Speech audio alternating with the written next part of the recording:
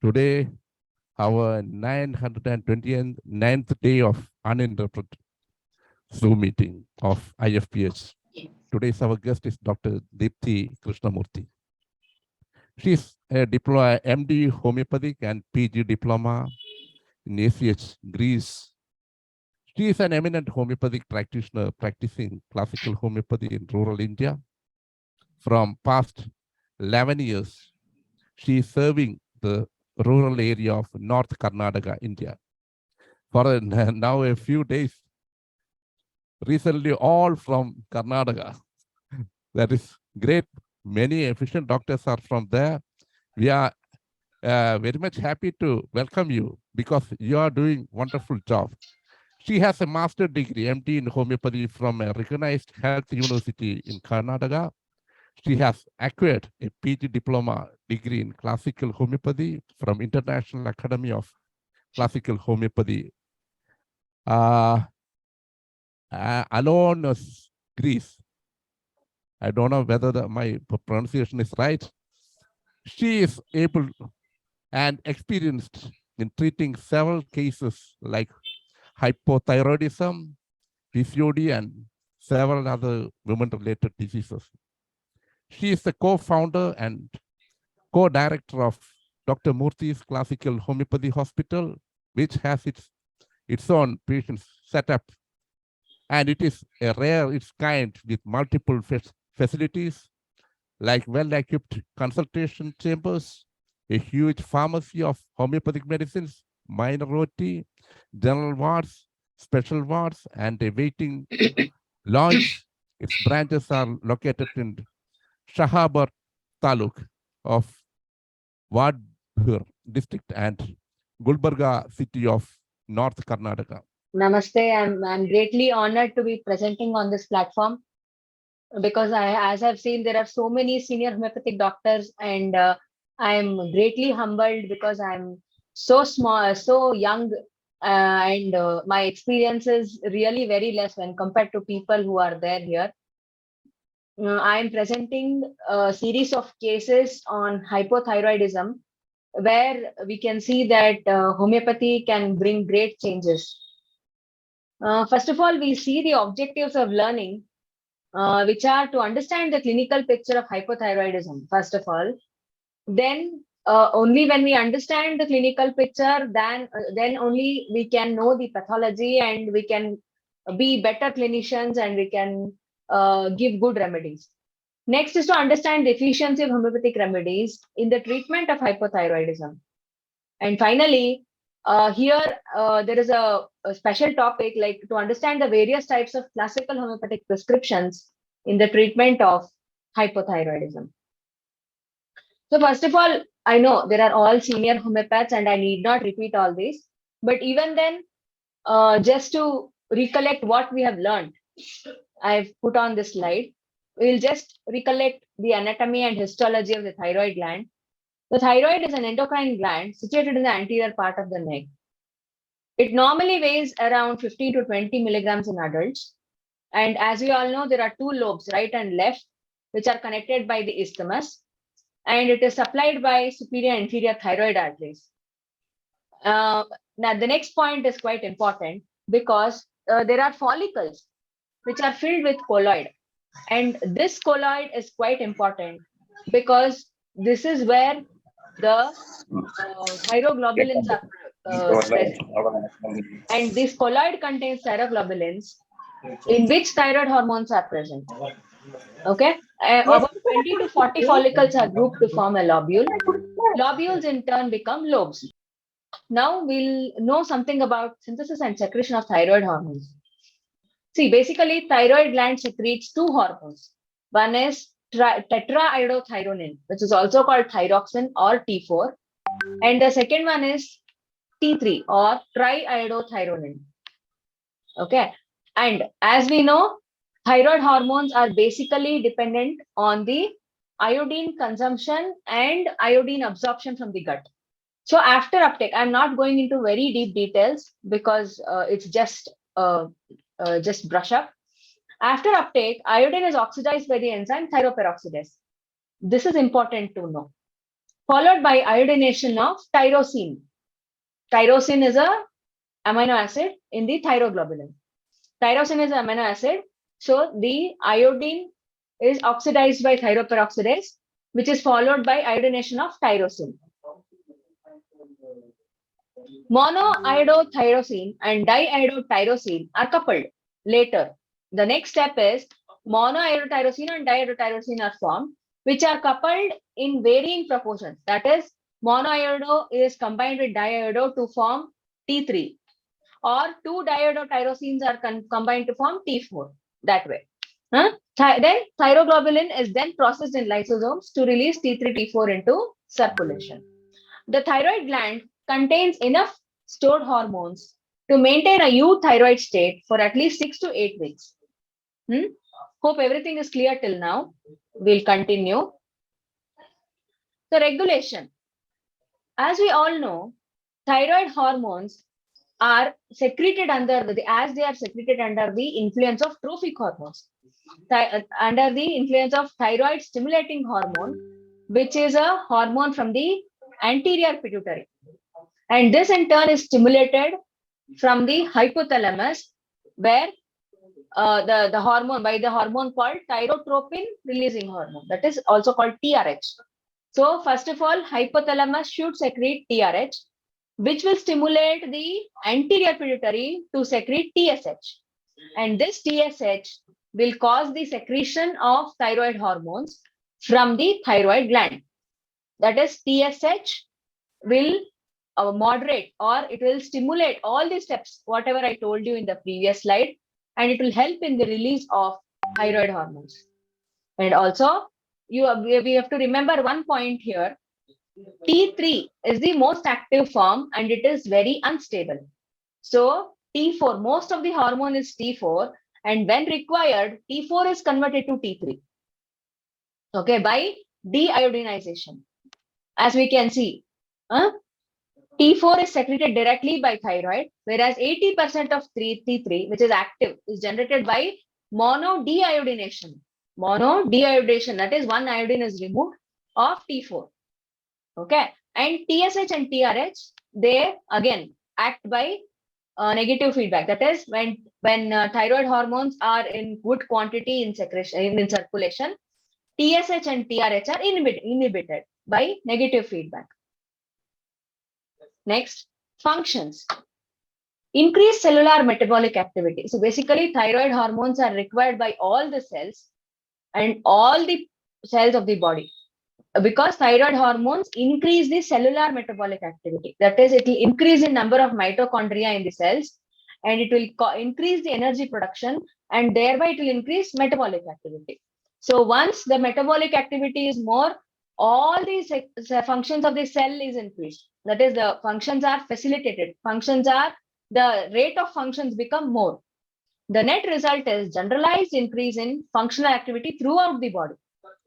Not only single cell, all the cells. Okay, so BMR is increased, basal metabolic rate is increased, body weight is reduced. Once there is increased metabolic activity, definitely there is reduction in body weight. Then, effect of thyroid hormone is manifest mainly in growing children. This is very important because it affects the maturity of bones and closure of epiphyseal plates. So here we have remember that if in cases of hyperthyroidism in young children, there may be maturity of bones early age. That is, say for example, a 10-year-old has hyperthyroidism. His bone weight may be of 13 or 14 years, or bone maturity may be of. And epiphyseal plates will close early, so that finally the final result is short stature, because the child will not grow beyond it, because there is closure of epiphyseal plates. So of course, normal quantity is required. Less or more, both will have a bad effect. The next, an important effect of thyroid hormone is to promote growth and development of brain. This is also very important. That is why nowadays, once the lady is conceived, once she comes to know that she is pregnant, the first test which is to be done is TSH and hemoglobin, because her TSH, her thyroid levels are very important for the development of brain of fetus, because till 11 weeks, the fetal thyroid will not work. So only after 11 weeks of pregnancy, fetal thyroid will work. Till then, maternal thyroid only is giving the hormones to the fetus. So TSH of pregnant ladies is very important to know. Next, that is because it causes development of brain during fetal life and first few years of postnatal life. It also stimulates carbohydrate metabolism. That is, it causes glucogenesis, neoglucogenesis, and increased insulin secretion, and also effects of insulin on carbohydrate metabolism. We all know the effects of insulin on carbohydrate metabolism. That is, it causes insulin causes the uptake of glucose by the cells, and also it causes conversion of excessive glucose to glycogen and store it in the liver. So this is also under the influence of thyroid hormones.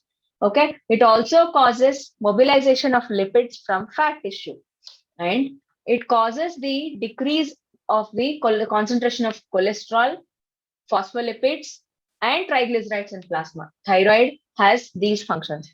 Overall, thyroid hormones cause the increase in all the body functions. That is the effect of thyroid hormone on all the body, all the parts of the body. So now we'll come to hypothyroidism. Hypothyroidism is a condition resulting from lack of effects of thyroid hormone on body tissues. See, I told you the effects. What are the effects of thyroid hormone on body tissues? So hypothyroidism is when there is less thyroid hormones causing the lack of effects of thyroid hormones on body. Hypothyroidism is mainly of two types. One is primary or peripheral hypothyroidism, where thyroid gland is at fault. Okay, that is hypothalamus and pituitary are working well, but thyroid gland is not working properly.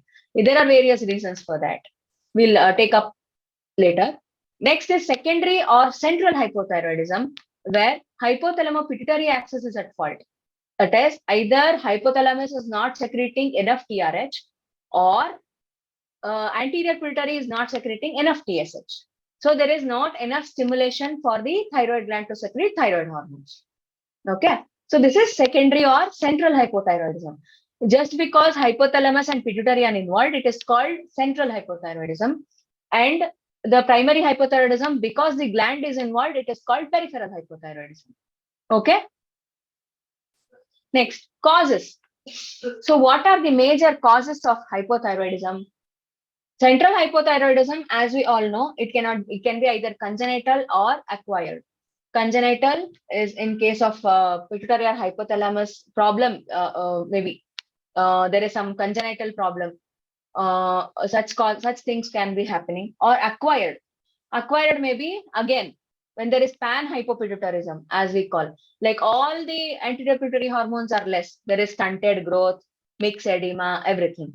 Next is next primary hypothyroidism. We will see the classification. Primary hypothyroidism with goiter. Goiter, one of the major causes for goiter is iodine deficiency. But now, as the national program of iodization of salt is going on, like it's been a very long time. So since the salt is iodized, endemic goiter, or whatever we say, iodine deficiency hypothyroidism, is greatly reduced because of iodized salt. Okay. Next is hypothyroidism with atrophic gland. Maybe the gland is at fault. That is what, as I told you, that is peripheral hypothyroidism, where even though TRH and TSH are normal, the gland is not able to reciprocate to the hormones because there is atrophy of glands. Next is transient, which may be post-parturition, or which may be due to resistance of thyroid hormones. This is transient primary hypothyroidism. So next, so what are the clinical features? As I told you, when there is lack of thyroid hormones, there is reduced metabolic rate. Usually, the symptoms of hypothyroidism, they gradually develop over a great period of time. So that is why patient will, when the diagnosis is made, it is quite late because symptoms develop very gradually. And also you have to remember one point here, because thyroid gland stores hormones, which is enough for almost 6 to 8 weeks. So that also matters, because for the thyroid hormone to get empty, it takes 6 to 8 weeks. After that, symptoms should develop. So till we diagnose, it is quite late sometimes. Next, skin is pale and cool. There is reduction of sweat, of course, because the cells of the sweat glands, the metabolic rate is reduced. Reduction in sweat and sebaceous secretion. It causes dryness and coarseness of the skin. Okay, skin becomes scaly. There is capillary fragility, which causes easy bruisability. That is, wherever there is a small hurt, also there is bruise. Then scalp and body hair become dry and brittle, and they tend to fall because, yes, because there is decreased metabolic activity. Decreased function. There is hoarseness of voice. Hoarseness of voice is because of the deposition of glycosaminoglycans in the larynx and vocal cords. Because this decreased thyroid hormones cause the deposition of glycosaminoglycans in the tissues. Okay, then cardiovascular involvement. It includes this decreased cardiac output, of course, again, because there is less BMR, and also narrowing of pulse pressure. Pulse pressure is decreased, and there is increased systemic vascular resistance, because there is, what is that? There is resistance for blood flow because of vasoconstriction, as I tell you next point. That is why there is hypertension. And there is cold intolerance due to diminished blood supply and vasoconstriction. There is weight gain, modest weight gain, despite reduced appetite. Even though the patient is not eating, the patient is gaining weight. And that is the main symptom actually. To diagnose hypothyroidism, one of the main symptoms is weight gain. That is, a patient says, I'm gaining weight invariably from past 6 months, even though I'm exercising, even though I'm having less food, I am gaining weight. Maybe in past 6 months, I've gained around 10 kgs. There is no cause for that at all. I was very thin. Now I'm gaining weight. And this is the main symptom. And hair fall, as I told you. Hair fall and weight gain. These are the main symptoms patients come to us when we first we check for thyroid.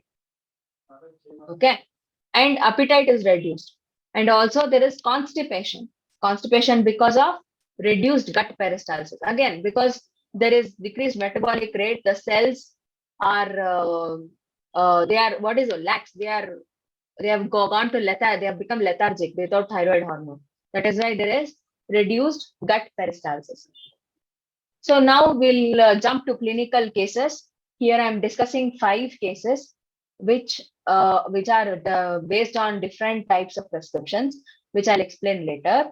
Okay, the first case is a patient named CH, aged around 16 years, came to the OPD with the complaints of swelling in the anterior part of the neck since 9 months. Her TSH was 85.6. The normal TSH should be around 4.5 to 5.5 micro international units per ml. But her TSH was 85.6. Menstrual history. Generally, menstrual history is disturbed in hypothyroidism, but she is quite engaged, or maybe usually, but it is not in all cases. So in her case, menstrual history was regular cycle, regular flow, moderate flow, no painful menses, no white discharge per vagina. Personal history, she was thirstless, chilly, desire sweets 3+, boiled eggs 2+, salt 1+, milk 1+.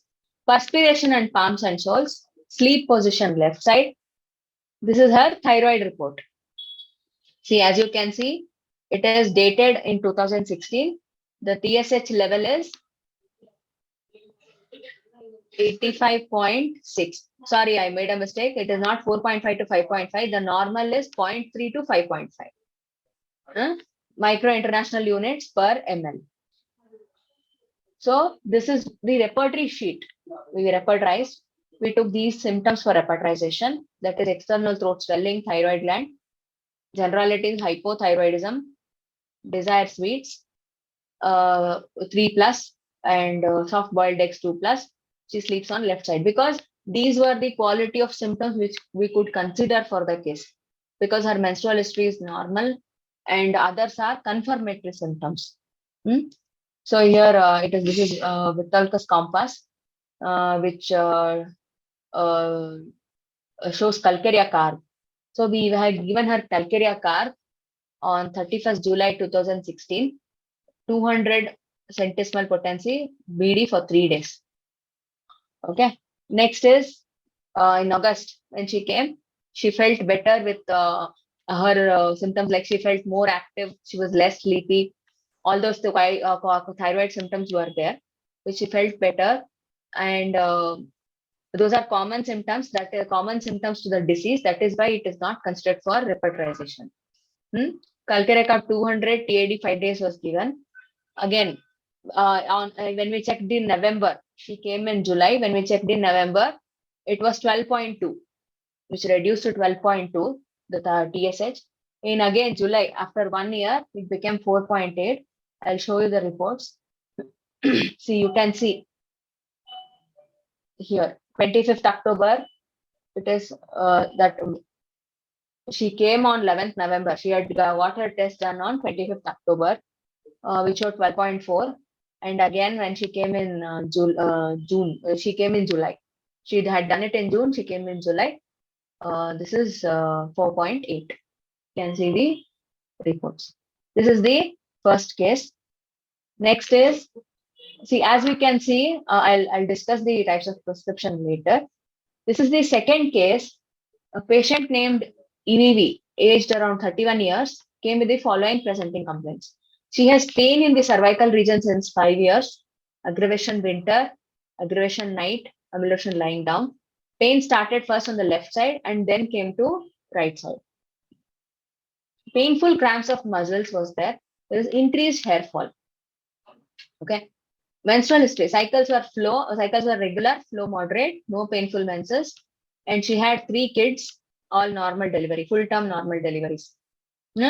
Patient was recently detected with increased TSH while screening. General, see, people nowadays people are quite aware. Educated people, it's like before coming to in cities especially, before coming to the hospital itself, they have reports. They know there may be some problem. They check for they themselves check for their sugars. They check for their blood, that is blood counts, hemoglobin. They check for their thyroid, because Google is giving a lot of information to people. So just while she thought maybe she's not well, and she checked for herself, it was 11.02. Okay. Personal history: thermal chili, desire sweets, food aversion, milk 2+, aggravation sour 2+. Nails were brittle. Patient is anxious about health. She's like, it's only 11. Even though when we said 11 is not an alarming increase, even then she was very much worried. So you can see it's 11.2.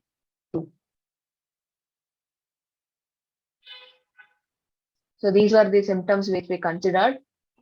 Back pain, cervical region, night, first left, then right, hair falling, weather windy, she's anxious about health, cramping pain in the muscles, it was quite often, and sweet desire 3+, brittle nails 1+, and milk aversion. These are the symptoms considered.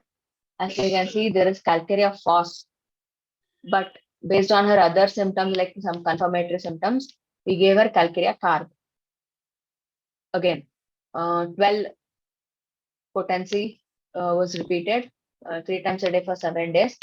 Then she had after first prescription, after a month, she felt better with the cervical pain, and the cramps also were better. Same way you can see the follow-up. Then TSH was 4.2 in February. Then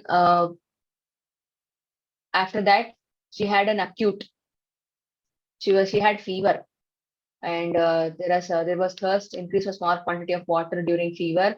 She had again anxiety about health. Based on the causes and based on her acute symptoms, acute prescription of arsenicum album 201 dose was given.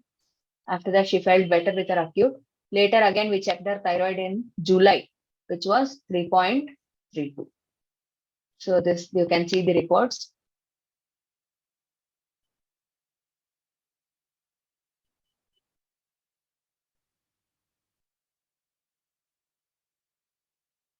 Next, this patient named SK, 32 years, came to the OPD with the following presenting complaints. He's a male patient, and the incidence of hypothyroidism is more in females when compared to males. Here is a case of male patient. He had pain in the left sole since 4 months, which was aggravated in the morning, aggravated on exposure to cold. He had pain in the wrist joint since 6 months, more on left side, aggravation morning, amelioration hot application, left then right.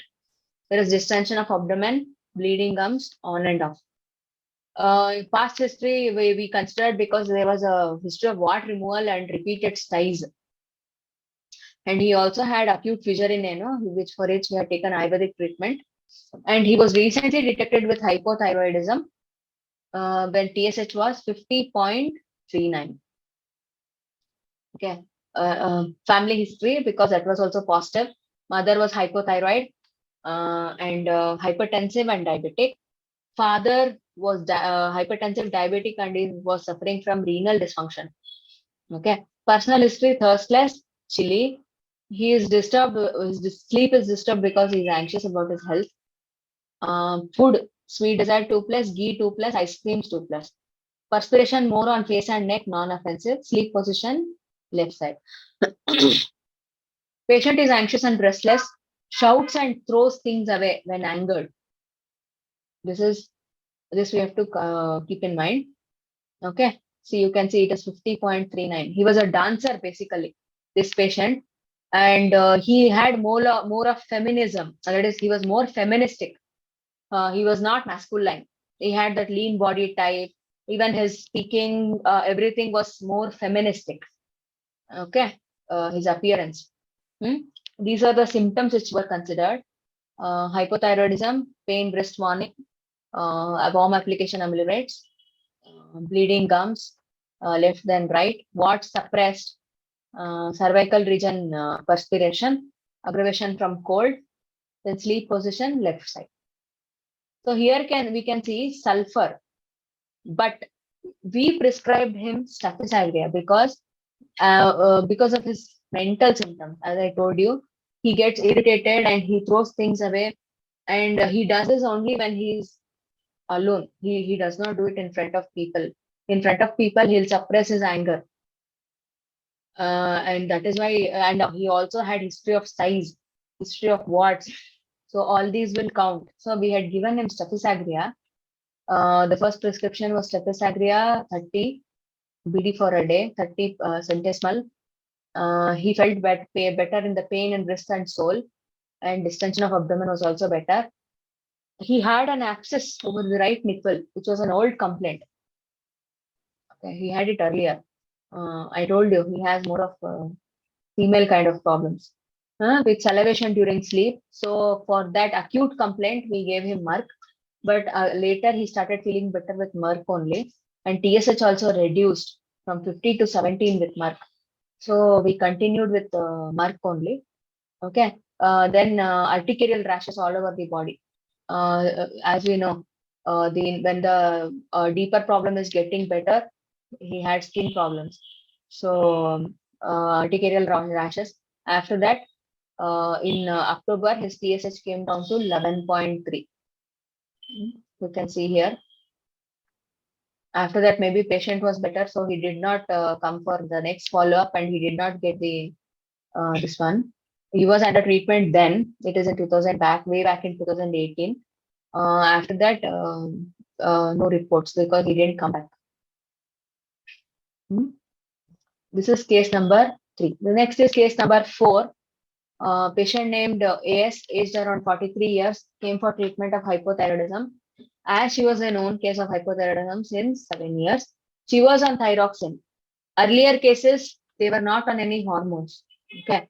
This case she already knew, and she was on 125 micrograms OD early morning every day.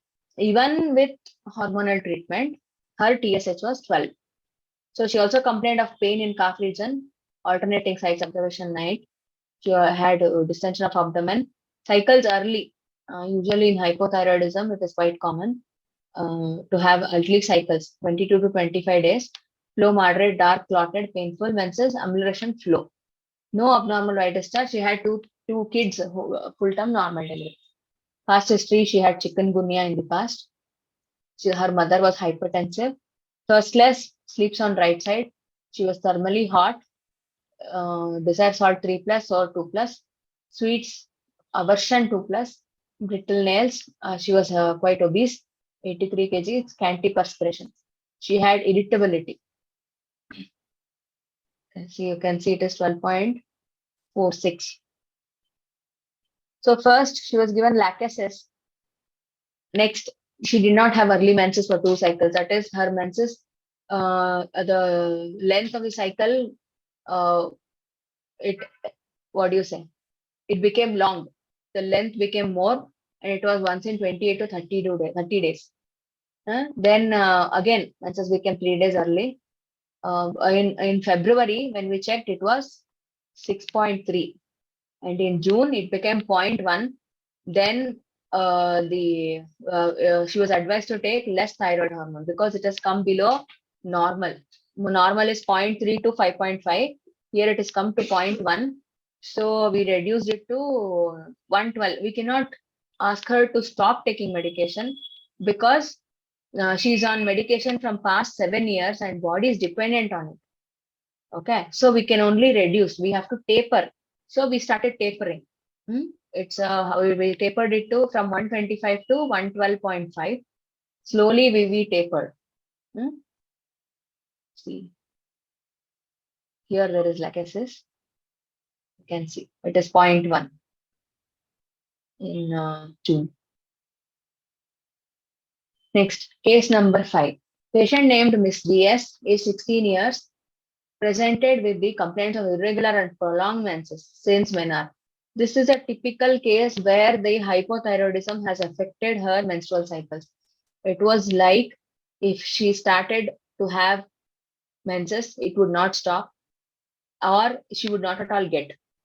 Okay, she did not have polycystic ovaries. That was also checked. But this was the symptom of hypothyroidism.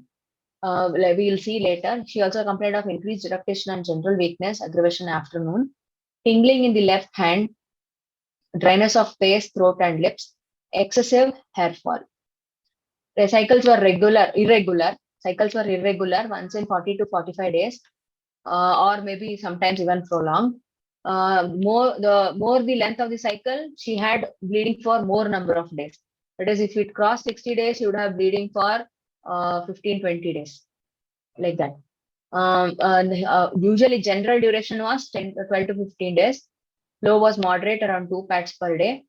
Character of discharge, dark and clotted. She had scanty muddy white discharge per vagina on and off.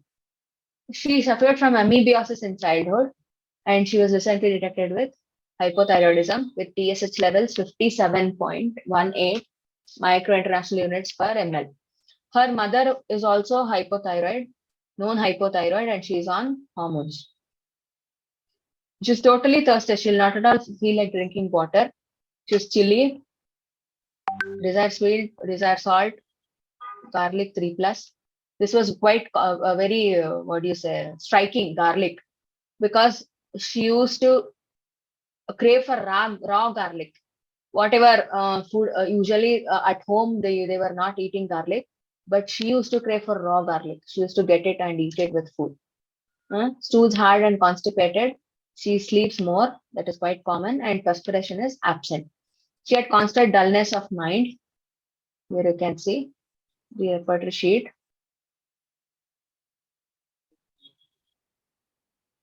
Pathologist expert system says Nux mosquita, because he was totally thirstless and the symptoms supported. See, it is 57. These are the following details. We had given her the consecutive doses of Nux mosquita, 200, 1m, 10m, 1 dose. That is every day in the morning. After that, no repetition of the remedy. Her cycles came after 2 months, but flow was only for 8 days. It was less clotted. Sleepiness was better. Dullness was also better. Dullness of mind. Then in October, when we checked, it came from 50 to 6.7 TSH. Okay. Then she had started having regular menses. She also started feeling better. In April, it was 5.6, which was within normal. You can see the reports. So here, we can have various types of prescription with classical homeopathy, like based on totality, based on keynote, based on peculiarity, based on essence of the remedy, and based on pathology. See, you remember all the 5 cases. So the case which I told about the dancer, it was basically the prescription, even though the repertory chart did not show the remedy, the prescription was based on the essence of the remedy. He was staphysagria, he was feministic, anger suppressed, what suppressed, his total, the essence of the remedy, essence of staphysagria was matching him. That is why he became better. And in the last case, 5th case, it was on keynote. She was completely thirstless. Nux mosqueta is completely thirstless. We can see Allen's keynotes. You can read that even though the tongue sticks to the palate, the patient will not feel like having water. See, so the Nux mosqueta is so thirstless. There is so much dryness of mouth that saliva becomes like cotton wool, and tongue sticks to the palate. Even then, the patient is thirstless, will not feel like drinking water. That is a keynote of Nux mosqueta. So she was given Nux mosqueta, and first was based on totality of symptoms. The first case, and the case with the lady who had cramps, and who, even though her this one was what do you say um, even though she was on thyroid hormones, that case was prescribed on pathology, okay, which may match the Lacaze's pathology. So this is how we can discuss, we can have different approaches with prescription with classical homeopathy in treating all cases, not only hypothyroidism, in treating all kinds of cases. So we should, as there is a saying, what mind does not have, eyes does not see. So we should know the essence, we should know the pathology, we should know the keynotes. So all these, should know the peculiarity. So all these types of prescription, that is, we can say that while prescribing homeopathic medicines, there is no restriction. Okay, we can prescribe based on any of these. Main intention is wellness of the patient and betterment of the patient. So here I end my presentation. Thank you so much. I'm greatly honored to present in front of all very experienced homeopathic doctors who are here. I'm very much thankful to all of you because you joined the meeting. Thank you all.